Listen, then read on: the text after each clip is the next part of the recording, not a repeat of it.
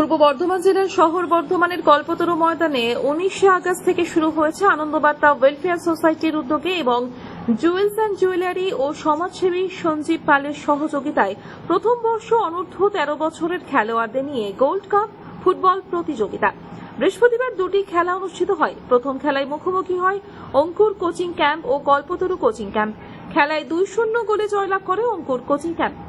Man of the match হন Ankur coaching ক্যাম্পের খেলোয়াড় অরিজ। আন্ডার 13 আনন্দবার্তার উদ্যোগে যে ফুটবল টুর্নামেন্ট, সেই ফুটবল টুর্নামেন্টে আজকে প্রথম খেলায় মুখোমুখি হয়েছিল অঙ্কুর এবং কল্পতরু। অঙ্কুর 2 গোলে জয়লাভ করেছে এবং অঙ্কুরের হয়ে ম্যান অব দ্য ম্যাচ পেয়েছে আমাদের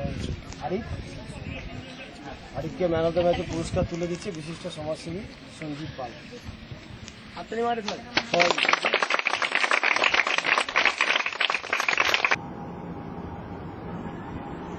দ্বিতীয় খেলায় মুখোমুখি হয় বিআরএসি কোচিং ক্যাম্প এবং কঙ্কালেশ্বরী কালীবাড়ি কোচিং ক্যাম্প। খেলায় 1-0 গোলে জয়লাভ করে Kankaleshwari Kalibari coaching camp. Man of the match হন কঙ্কালেশ্বরী কালীবাড়ি কোচিং ক্যাম্পের খেলোয়াড় অরিক দাস।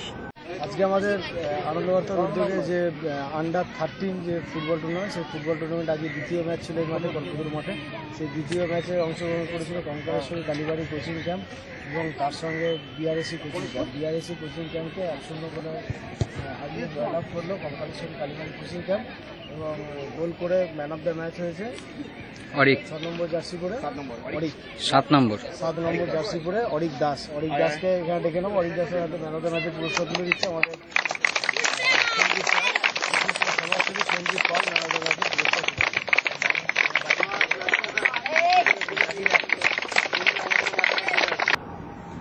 পূর্ব বর্ধমান থেকে তন্ময় ঘোষের রিপোর্ট, আনন্দবার্তা।